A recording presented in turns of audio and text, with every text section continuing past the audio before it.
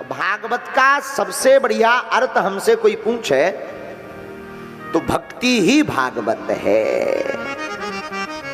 भक्ति ज्ञान विरागाणां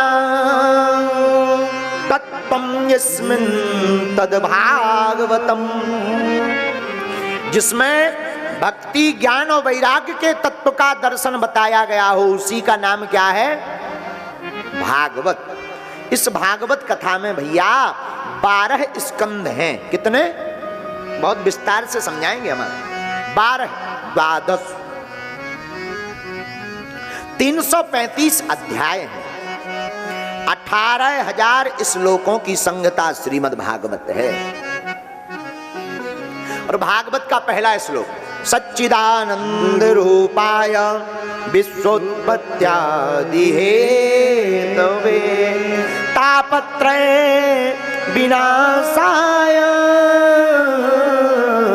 श्री कृष्णाय वयं नुमः।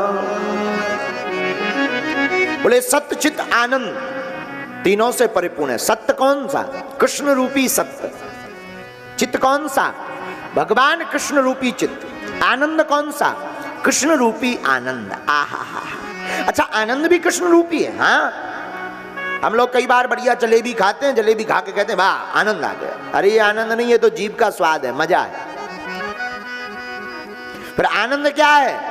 आनंद कंद ब्रजचंद भगवान की कथा सुनकर के जिसका हृदय गदगद हो जाए, जिसकी आंखें भर आवे, रोमांचित पुलकित हो जावे, भगवान की भक्ति की अविरल धारा जिसकी जिंदगी में बहने लगे, बुरे कर्म त्याग कर जो ठाकुर जी के भाव को भजने लगे, वह परमानंद ठाकुर की कथा ही आनंद है।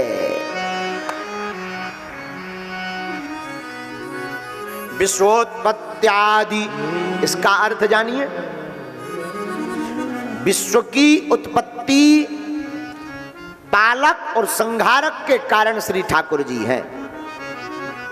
भगवान अव्याप्ति, अतिव्याप्ति, असंभव, ये त्रिय दोष के निवारक श्री ठाकुर जी हैं। ठाकुर जी 3 तापों को मिटाने वाले हैं। दैहिक ताप, दैविक ताप और भौतिक ताप। अच्छा, ये 3 ताप कौन कौन है? पहला ताप है बोले दैहिक। दैहिक का मतलब मिथ्या आहार। ऐसा भोजन करने से ज्वर हो जाए, शरीर में बुखार आ जाए, जुखाम हो जाए, कोरोना हो जाए, ये है दैहिक ताप। दूसरा ताप कौन सा? बोले दैविक। दैविक ताप कौन सा है? भगवान के द्वारा, आकाशीय ग्रहों के द्वारा, पंच तत्व के द्वारा बिजली गिर जाए, सूखा हो जाए, इसको दैविक ताप। भूत प्रेत लग जाएं।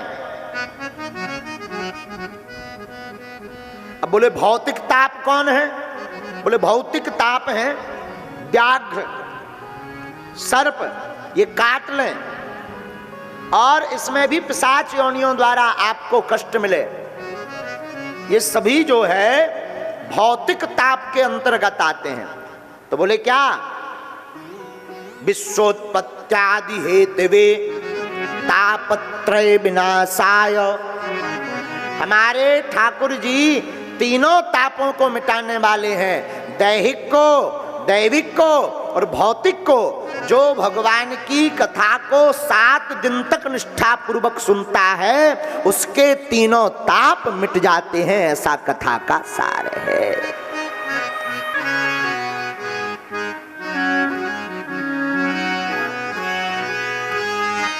दैहिक दैविक भौतिक तापा, दैहिक दैविक भौतिक तापा, दैहिक दैविक भौतिक तापा, दैहिक दैविक भौतिक तापा। राम राज काहू नहीं व्यापा, राम राज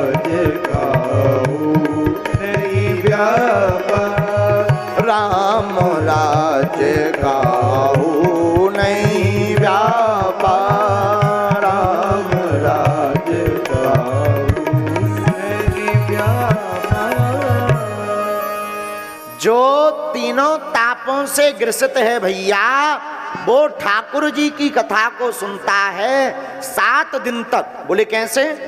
बोले उसका नियम है, कथा में आकर के जो भगवान के मंत्र का जाप करे, एक आसन पर बैठे, भोजन में कंट्रोल रखे, हो सके तो व्रत रहना चाहिए, व्रत, पर व्रत नहीं रह पाते हो तो कोई दिक्कत नहीं, भोजन करो, पर इतना मत करो कि कथा के बीच में ही भंग पड़ जाए, आफत हो जाए, पेट गड़बड़ हो जाए। नहीं नहीं नहीं, कम पाओ भले ही 5 बार, पर कथा में विघ्न ना होवे, नींद ना आवे, पेट गड़बड़ ना होवे। इसलिए बोले हो सके तो व्रत करो। आहा, 7 दिन तक झूठ मत बोलो। वैसे तो जीवन भर नहीं बोलना चाहिए, पर जीवन भर ना चल पावे लोग हैं, बोले महाराज जी अगर झूठ नहीं बोलेंगे तो हमारा बिजनेस नहीं चलेगा। कोई दिक्कत नहीं, पर 7 दिन तो संकल्प लो, झूठ मत बोलो, मिथ्या मत बोलो। 7 दिन तक चुगली मत करो, 7 दिन तक बिस्तर पर शयन मत करो। हाँ, जमीन में सोना चाहिए कथा यजमान को। जो कथा सुनने वाले हैं, अगर कथा का पूर्ण फल प्राप्त करना है तो भूमि पर शयन करो, पर कोई ऐसी दिक्कत है, शारीरिक दिक्कत है, मकान में कोई जगह नहीं, तो ठीक है, ऐसी समय पे आप बिस्तर का भी प्रयोग कर सकते हो। 7 दिन तक ऐसा भोजन करो जो शाकाहारी शुद्ध है, भटा भी मत खाओ। हाँ, ये वर्जित है। 7 दिन तक दिनों रात जब भी आंख खुले, भगवान की याद आवे तो 12 अक्षर मंत्र का जाप करो, या अपने गुरुजी के मंत्र का नाम जप करो, या जो भगवान का नाम प्यारा लगता उसका जाप करो। 7 दिन तक साधुओं को देखकर प्रणाम करो, दूर से करो या नजदीक से। वैसे तो जीवन भर माता पिता गुरु को प्रणाम करना चाहिए प्रतिदिन, पर नहीं हो पाता तो 7 दिन तक तो साष्टांग दंडवत प्रणाम करो। इन नियमों का पालन करके भगवान की कथा में आकर जो बैठकर भगवान की कथा की पूर्ण आरती पर सम्मिलित होकर के जो कथा सुनता है, ऐसे भक्त को भगवान ठाकुर जी की अविरल भक्ति प्राप्त हो जाती है।